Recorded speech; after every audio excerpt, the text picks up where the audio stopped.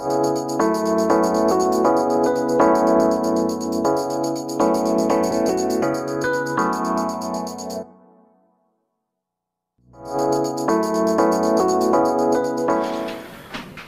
aí, pessoas, tudo bem com vocês? Tudo em ordem? Estamos aqui de novo, uma aulinha de Física C, tá certo? Sejam bem-vindos novamente, o povo de casa também, seja bem-vindo. E a gente vai continuar aqui uma aula de Física C. Se vocês olharem aqui, ó, aula 6, unidade 5 e 6. A gente está numa transição de unidades, né? Peguem a apostila. Também as projeções aqui, ó, eu fiz um recorte de alguns exercícios que está na apostila de vocês para a gente resolver. Então, se a visualização não estiver muito boa aqui, o pessoal que está em casa mais, né, vocês aqui podem olhar, fica mais nítido. Então, faltou a gente ver o seguinte, ó, de gerador elétrico. O que a gente viu? Que um gerador, ele fazia o quê? Gerador, ele transformava energia de qualquer espécie, qualquer forma, em energia elétrica. Essa é a saída dele. Representação dele, num probleminha, desse jeito assim, né? Num circuito, e ele vai ter uma força eletromotriz, uma resistência interna, vai ser percorrido por uma corrente I. Então esse aqui é o nosso desenho, é o ponto de partida, entender o que está acontecendo. Normalmente aparece assim, se o gerador for ideal, então ele não tem essa resistência interna, não vai jogar energia fora. Aqui a gente poderia analisar ainda num gerador as potências dissipadas, quanto que ele joga fora de energia, né? Então, potência dissipada, faltou passar isso para vocês, ó. Tensão útil de um gerador é o Epsilon menos RI. O que significa cada termo dessa expressão? Veja que os formulários, quando você tem acesso a um formulário de física, ele é um formulário que ajuda na parte teórica. Então você precisa perceber isso, ó. Eu tenho uma tensão útil, que eu posso usar. O que é esse epsilon aqui? É uma tensão teórica, o que teoricamente é aquela minha reação química, o que o meu dispositivo poderia fornecer. E o que é esse R vezes I? É uma tensão que eu vou jogar fora, certo? As equações que eu vou escrever aqui embaixo, elas não são dadas para vocês. Mas você tem como chegar, como deduzir. Ó. Eu vou pegar essa expressão aqui e vou multiplicar tudo por I. Então eu vou aplicar uma propriedade distributiva e vou multiplicar termo a termo por I. Olha o que vai acontecer aqui embaixo.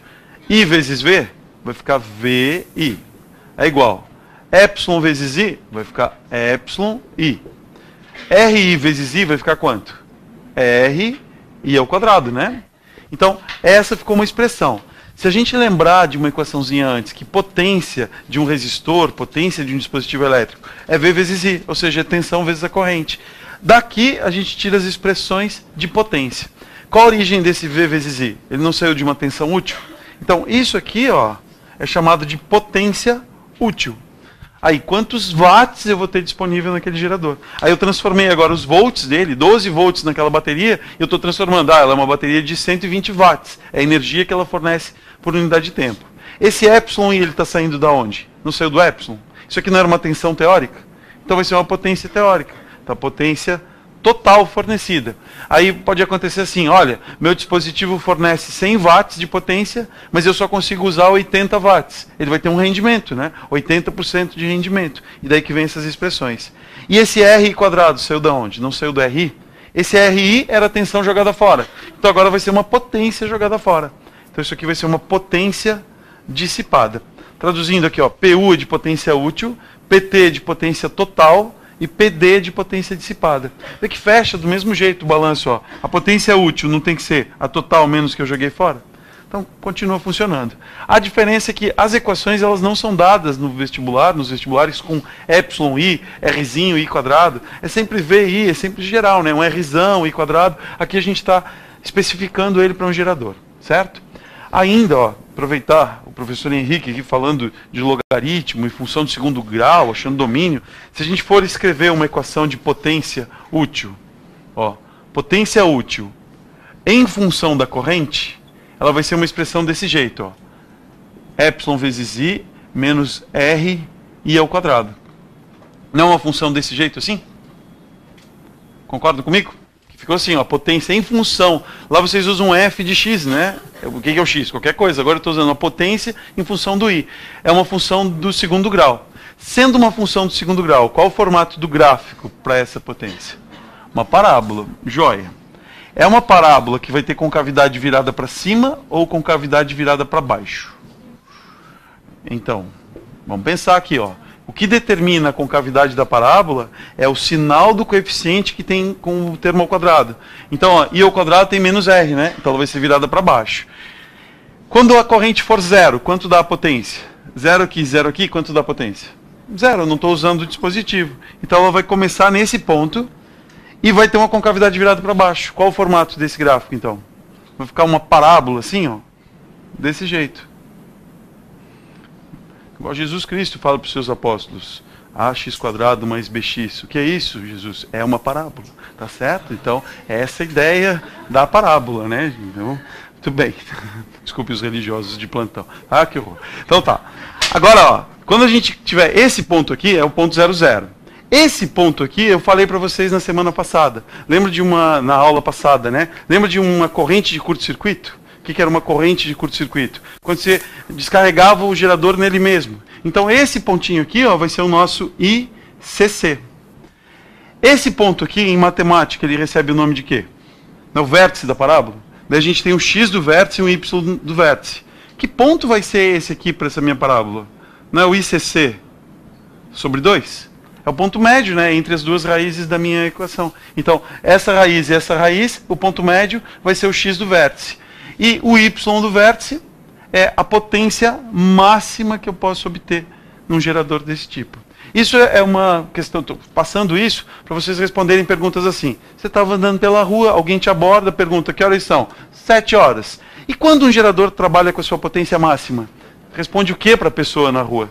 É uma coisa muito... Perguntam para mim esse tipo de coisa de vez em quando, né? Então, potência máxima vai acontecer quando o ICC sobre 2. Então, quando eu trabalhar com metade da corrente de curto-circuito, a gente vai ter a maior potência possível naquele dispositivo. Vejam, não é uma interpretação física que eu estou fazendo. Eu estou usando a função matemática. Então, o que vem primeiro, matemática ou física?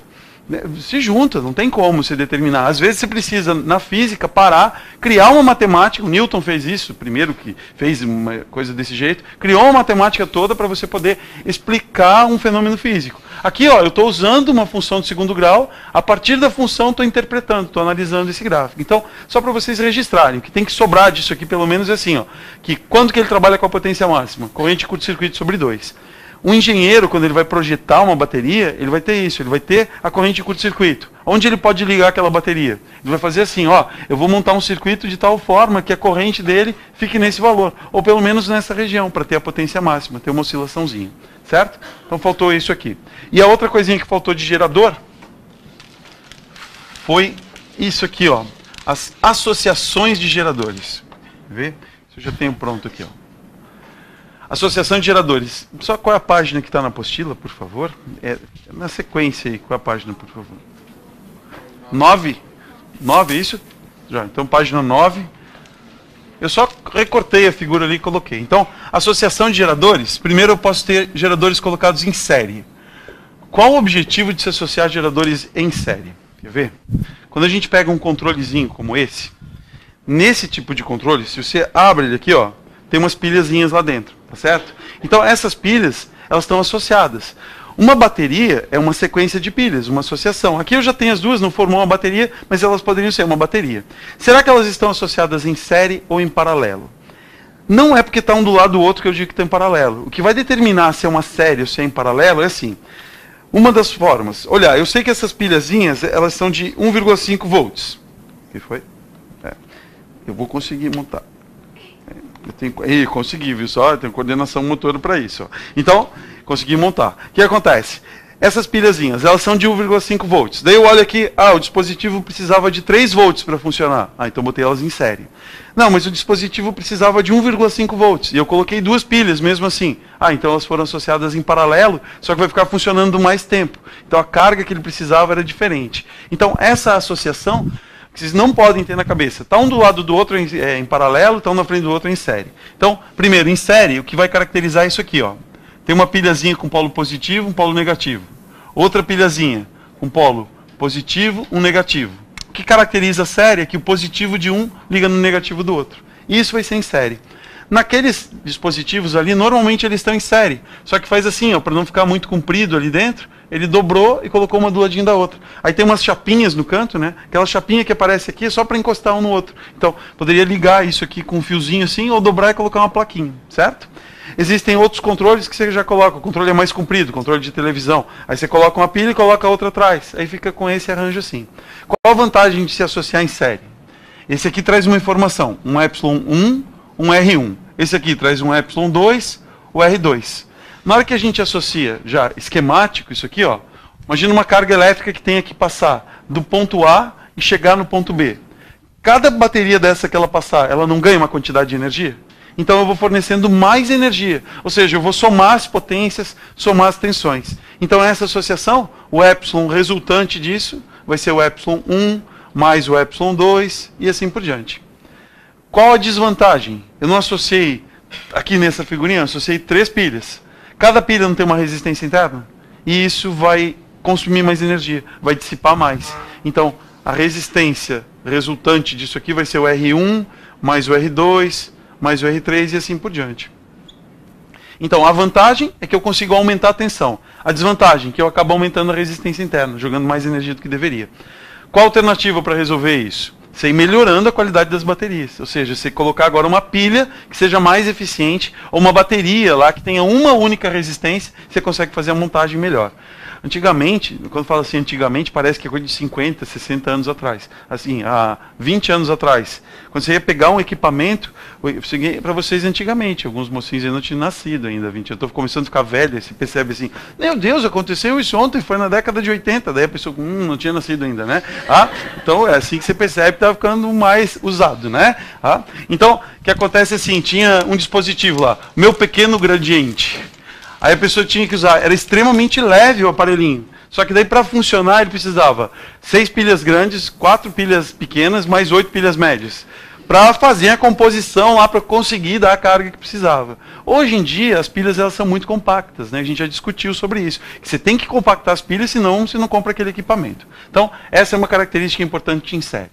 E em paralelo, como vai ser uma associação em paralelo agora? Em paralelo, nossa representação vai ser essa aqui, ó. Eu tenho 3 pilhazinhas agora ligadas assim, ó. Ou vou desenhar só 2 aqui, para não gastar muita caneta, né? Ó, positivo aqui, deu. Eu não sei mexer no quadro digital igual o professor Henrique, que é da nova geração, né? Tá certo? Mas o Henrique não é tão novinho assim, mas não. Ele foi meu aluno, né? Há 12, 13 anos atrás, então ele está ficando velho também, né? Essa é a conclusão. Ó, então, tem aqui um positivo, negativo, negativo. O que a gente faz? Primeiro eu junto os 2 positivos num único fio, junto os 2 negativos num único fio. Agora isso aqui para mim passa a ser um único, né? Uma única bateriazinha. O que tem que cuidar agora para associar em paralelo? Somente geradores iguais. Dores iguais. Por quê? Isso ali é plural de iguais, tá? Ó, igual, iguais. Aí tem um S de iguais. Para ficar o português correto, né? Senão fica iguais. Né? Então, ó, por que tem que ser igual? Por que um gerador tem que ser igual ao outro? Imagina que esse aqui seja de 10 volts e esse aqui de 8 volts. Na hora que eles se encontrarem, esse aqui vai fornecer uma corrente, esse aqui vai fornecer uma corrente. Quando essas correntes se encontrarem aqui, esse vai acabar alimentando esse, não o circuito que eu quero. Então eu preciso que eles sejam iguais. E ainda, ó, esse aqui então tem que ter um epsilon e um R. Esse aqui vai ter um epsilon e um R. E ainda, se você colocar as 2 pilhas no aparelhinho, mas uma for de marca diferente da outra, uma vai acabar antes que a outra. Lançaram também há um tempo atrás, eu não consigo dizer mais para vocês o tempo, mas uns 10 anos, uma coisa assim. Lançaram umas pilhazinhas que... Porque a pilha não avisa quando está acabando, né?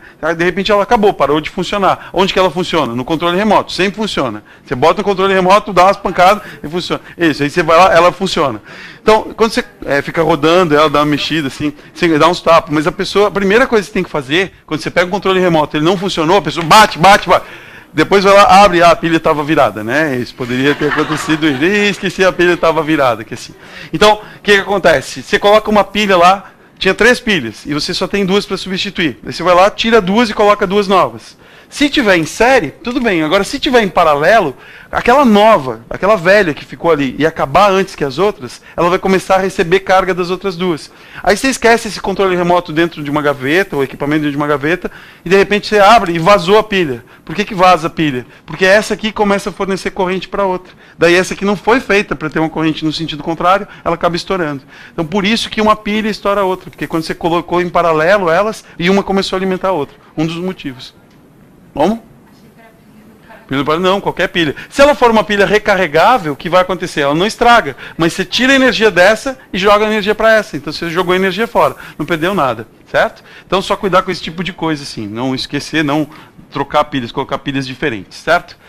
O que a gente vai ter de vantagem nessa associação? Por exemplo, ó, se essa pilhazinha aqui ligava uma lâmpadazinha por 1 hora, se eu ligar 2 pilhas agora, vou ter 2 horas de funcionamento. Se eu ligar 3 pilhas, 3 horas, eu aumento a carga. Mas eu não ganho tensão, porque desse ponto A para esse ponto B, vai ter uma diferença de potencial de 10 volts, 20 volts, 1,5 volts. Então, a tensão é a mesma. O E resultante é o próprio E que eu forneci ali. Mas a resistência resultante vai ser o quê? Lembra que uma resistência associada em paralelo servia para diminuir o valor da resistência? Em série, a gente aumenta. Em paralelo, a gente diminui. E tem um macetezinho. A gente pega o valor de uma resistência e divide por N. O que é o N aqui? O número de resistores e daí é o número de geradores que eu estou associando. Certo? Mas informação isso para vocês, assim, a gente vai usar essas associações num circuito já. O objetivo da aula de hoje é chegar num circuito completo, que eu tenha um monte de bateria, um monte de receptores, um monte de resistores e resolver aquele circuito. Como que a gente vai fazer isso? Ok? Então tá. Agora vamos ver os receptores elétricos. O que é um receptor? Um gerador, ele faz o quê? Eu posso apagar aqui? Pode?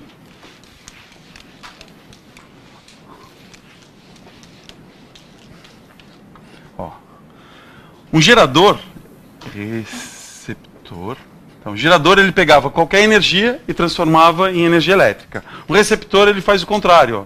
Ele pega energia elétrica, dissipa uma parte e transforma em energia não elétrica. Seria assim, um movimento, acender uma lâmpada, não por um processo de incandescência, daí, né? Então ele vai ser um dispositivo que vai fazer isso, ó. Um resistor é um receptor também, só que ele é um receptor irreversível. Irreversível. O que significa ele ser irreversível? Num resistor, faço isso, ó. Passa corrente elétrica por ele. Na hora que passa corrente por um resistor, o que ele faz? Ele transforma essa energia em quê? Resistor existe para quê? Não estou ouvindo para terminar o que estou falando. Aí a pessoa em casa fica pensando o quê? Eles pensam que o áudio está ruim daí, né? Transforma em quê? Calor. Vocês estavam falando, mas é que estava um resmungo assim, né? Tá? Calor, eles estavam falando calor, né? Então transformou em calor. Se eu pegar o resistor e esquentar, consigo corrente elétrica? Não, por isso que ele é irreversível. Agora, se eu pegar, por exemplo, um motor elétrico, o motor ele funciona de que jeito? Está aqui o motorzinho, eu forneço corrente elétrica para ele. Consigo o que desse motorzinho? Rotação.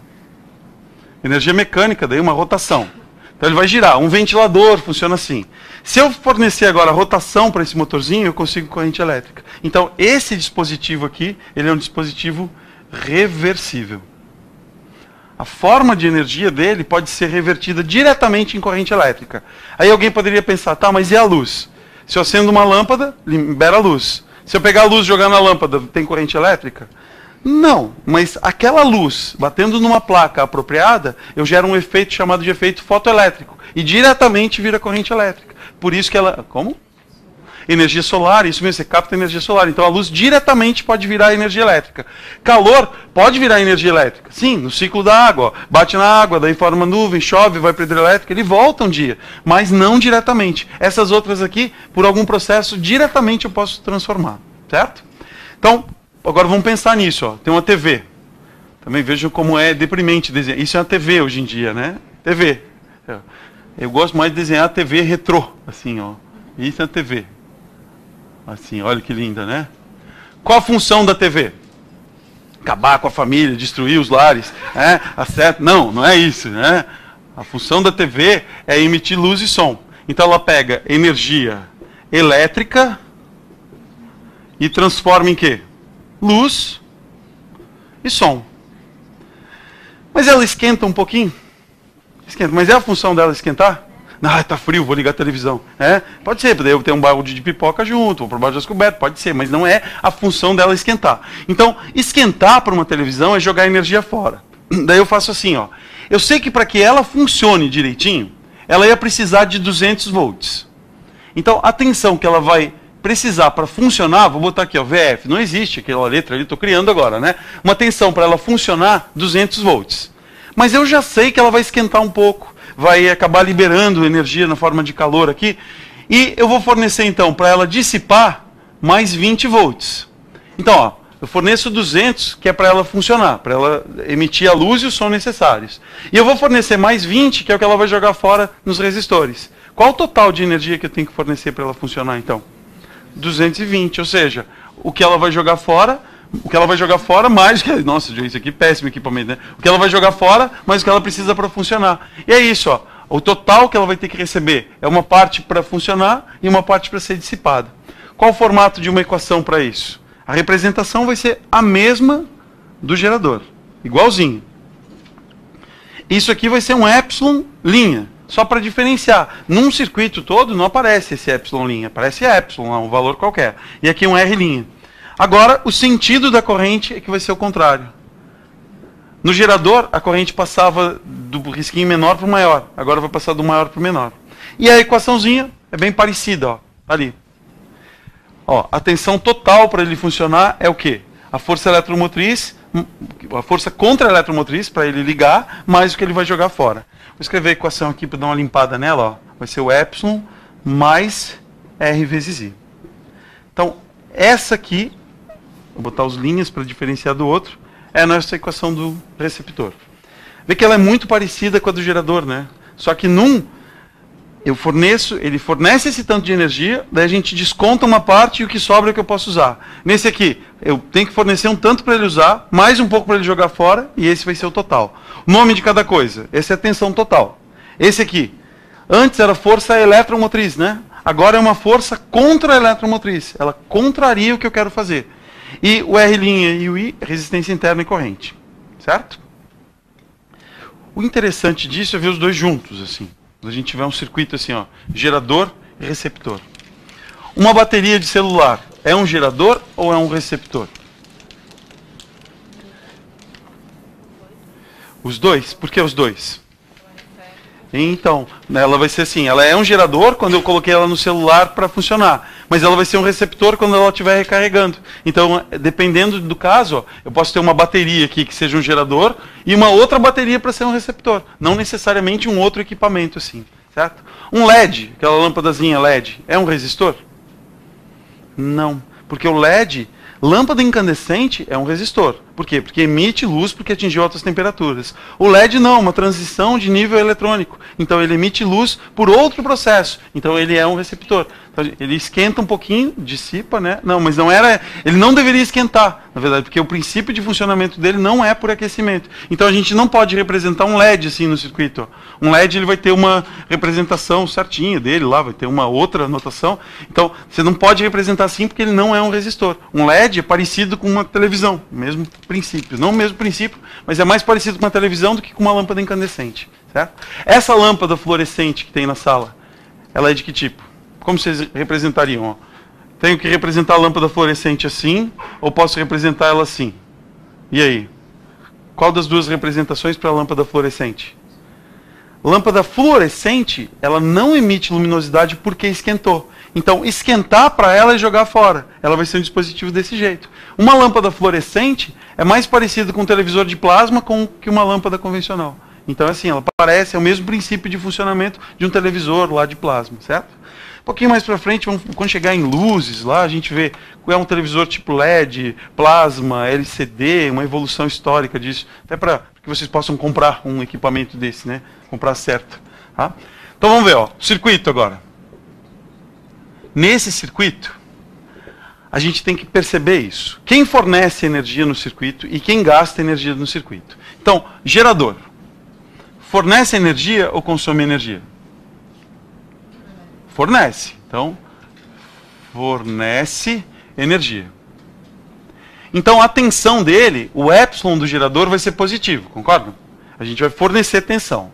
Um receptor fornece ou consome? Receptor consome, né? Então, consome energia.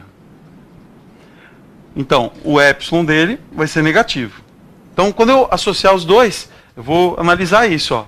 Esse cidadão aqui, ele está fornecendo, esse cidadão aqui está gastando, certo?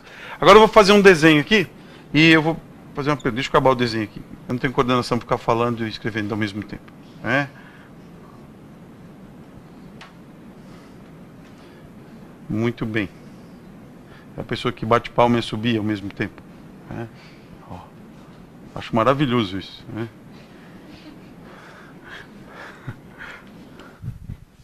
A B. Ó. Então, estou desenhando aqui uma sequência, que eu não sei quem é gerador, quem é receptor, e eu vou começar a colocar alguns valores. Ó. Vou botar aqui 20 volts, aqui 10 volts, aqui 40 volts, aqui 30 volts, aqui 50 volts, aqui 20 volts e aqui 10 volts. Pronto. E eu quero saber assim, ó, dada essa sequência ali, entre os pontos A e B, quanto de tensão eu tenho disponível? Quanto eu posso usar para o meu circuito dali para frente? E aí? A gente tem que fazer um chute. Tem que fazer um chute por quê? Porque olhando assim, eu não sei quem é gerador, quem é receptor. Porque está virado um em relação ao outro, né? Aqui, como que eu sei que esse é o gerador e esse é o receptor? Porque está escrito aqui, ó, gerador, receptor. Fora isso, não tem como eu saber. Agora, se tiver só dois elementos, eu posso dizer assim, o maior vai ser o gerador. Pronto. Porque esse aqui fornece 12 volts, aquele gasta 20. Não, não tem como isso acontecer. Então, esse aqui fornece 12, aquele gasta 12. Aí pode ser. Esse aqui fornece 15 volts, aquele gasta 10. Pode, eu tenho que botar resistores aqui para consumir o resto. Quando você tem uma sequência assim, a gente não sabe o que está acontecendo. Então, o que eu vou fazer? Eu vou chutar. Vou chutar um lado, vou escolher. Olha ali, eu vou escolher que para a direita vai ser positivo. Então, quem tiver virado para cá vai ser positivo. Por quê? Porque eu escrevo de lá para cá. Meu eixo X crescente é para esse lado. Se eu morasse sei lá, em Marrocos, eu ia para lá, né? Então, pronto, eu ia escrever o contrário. Se eu morasse na China, eu ia escrever assim, né? Então, eu vou escolher o meu padrão, não vou ficar inventando muita moda. Então, eu vou escolher o meu padrão e eu vou começar daqui, ó. Esse vai ser positivo. Então, eu vou me deslocar para esse lado e imaginar que a corrente vai ser produzida assim. Mas e se eu fizer errado? Aí é só eu trocar o sinal. Se você chegar lá no final e chegou à conclusão que deu menos 20, porque eu errei, era só o sentido que estava errado. O valor vai estar certo, mas o sentido está errado. Então, ó, se para lá era o sentido crescente, esse 20 que está aqui é positivo ou negativo? A corrente vai passar assim, ó, do menor para o maior, ele é positivo, certo?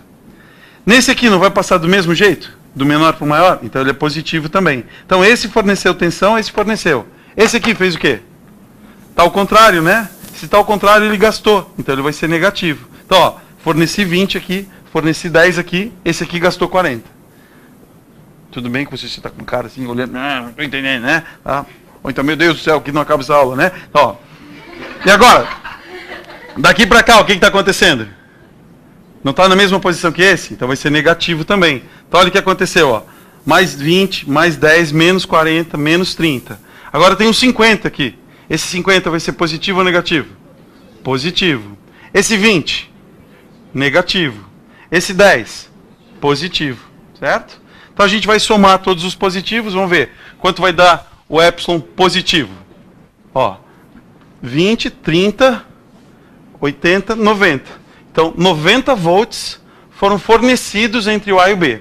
Quanto foi consumido entre A e B? Vamos ver, ó. 40, 30, quanto que dá aqui? Deu 70 aqui, tem mais um negativo. 90 também. 90 volts. Pronto, significa que nesse trecho, toda a tensão consumida está sendo igual à tensão fornecida. Qual a tensão resultante para o meu circuito? Então, o V resultante vai ser 0, certo? Se por acaso tivesse dado positivo, é porque eu tinha acertado o sentido da corrente. Se tivesse dado negativo, o sentido da corrente era o contrário. Ok? Então, quanto eu vou ter de energia agora com esse dispositivo para alimentar uma lâmpada? Nada. Um está gastando o outro já. Ok? Então tá. Vamos ver agora como resolver isso num circuitinho. Aqui, ó, se a gente fosse resolver esse circuito, o que aconteceria? Esse epsilon aqui seria positivo. Esse epsilon aqui é negativo, porque ó, a corrente passa nesse sentido e aqui ela passa no sentido contrário. Então a gente teria que botar um sinal positivo para um sinal negativo para o outro. Posso apagar aqui rapidinho? Então tá. Só para chegar numa equação geral aqui, ó, que ela é dada, né? Uma equação para calcular corrente total. Como calcula a corrente total?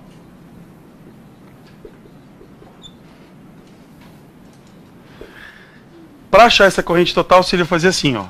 I não é tensão? Eu estou enroscado em alguma coisa aqui. Tava vendo. E agora o que eu faço? Eu risco toda a parede? Não sou eu que risco toda a parede. Não, não fui eu. Imagina, eu tenho total cuidado. Bom, tá gravado, né? Tensão sobre resistência. O que a gente faz agora? O conceito geral de corrente vai ser isso, ó, uma equação geral. É tensão dividido pela resistência, volt por ohm.